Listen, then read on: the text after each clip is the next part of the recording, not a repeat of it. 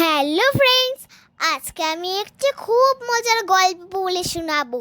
সেই গল্পটির নাম হলো সিংহ মশাইয়ের মুখে দুর্গন্ধ। অনেক কাল আগেকার কথা। বিরাট বড় এক বন ছিল। সেই বনে থাকতো বিরাট বড় একটা সিংহ। একদিন সিংহ একটা হরিণছানা শিকার করে সেটা দিয়ে দুপুরের ভোজন সারল। কিন্তু ওইটুকু হরিণছানায় কি আর সিংহর পেট ভরে?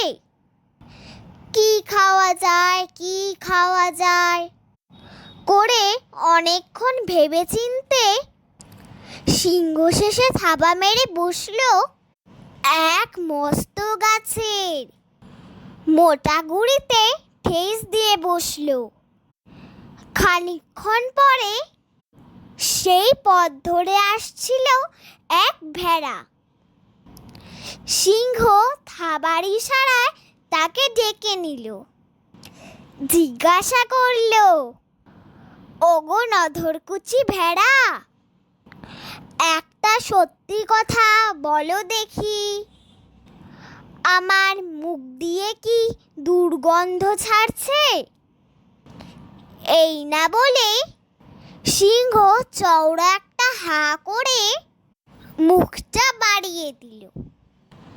সরল ভেড়া এত কিছু কি জানে, বলে ফেলল, হ্যাঁ মহারাজ, আপনার মুখে বেজায় দুর্গন্ধ।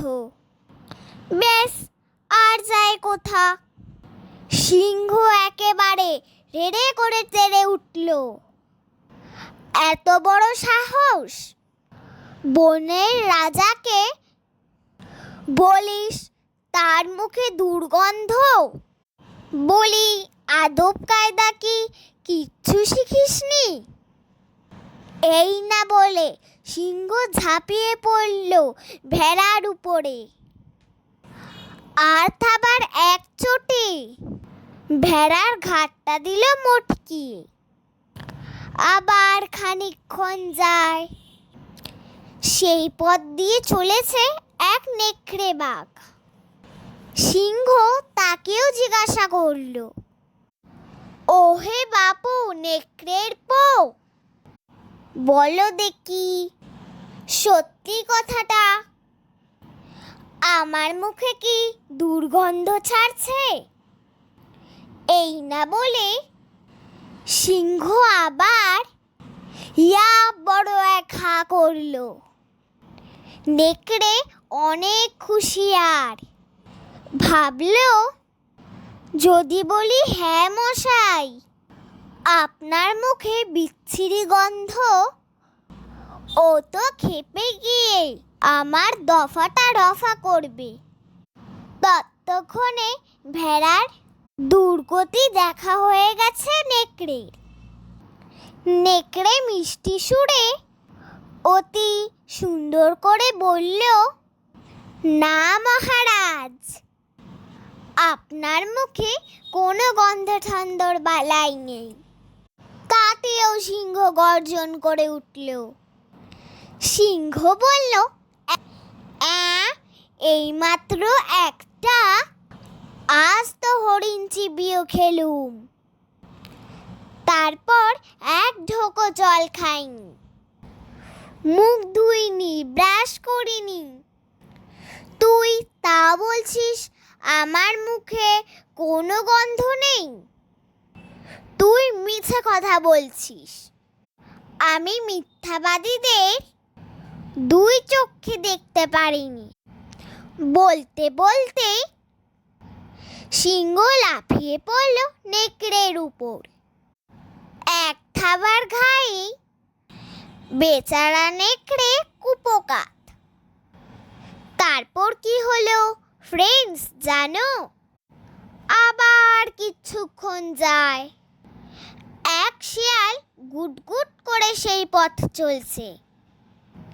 সিংহ তাকেও ডেকে শুধল, আমার মুখে কি দুর্গন্ধ পাচ্ছ? শিয়াল আর চোখে দেখে নিল সিংহের ডান পাশে নেকড়ে, বাঁ পাশে ভেড়া মরে পড়ে আছে। দেখেই তো তার নাকের পাটা ফুলে উঠেছে, নিঃশ্বাস ভারী হয়ে এসেছে, তার দম আটকে যায়। আর কি? শেয়ালের আর উপায় কি? সিংহের কাছে গিয়ে ভয়ে ভয়ে সিংহের হা করা মুখটা সুখে দেখতেই হলো। ভান করলো কত যেন মন দিয়ে শুকছে। তারপর নিজের মুখটা ভ্যাবাচাকা খাওয়ার মতো করে শেয়াল জবাব দিল, ক্ষমা করবেন হে মহারাজ, কদিন থেকে এমন সর্দি কাশিতে ভুগছি যে নাকটা বন্ধ হয়ে আছে। আপনার মুখে গন্ধ আছে কি নেই বুঝতেই পারলাম না। শেয়ালের ধরি মাছ না ছুঁই পানি, এমন নীতির সামনে সিংহ কি করবে ভাবতে ভাবতেই, কিছু বুঝে না উঠতেই শিয়াল পায়ে পায়ে পিছু হটে এক দৌড়ে সেখান থেকে পগার পার। সিংহ আর শিয়ালকে কিছুই করতে পারল না। সো ফ্রেন্ডস, গল্পটি ভালো লাগলে ভিডিওটিতে লাইক করে চ্যানেলটিকে সাবস্ক্রাইব করে রেখো। বাই।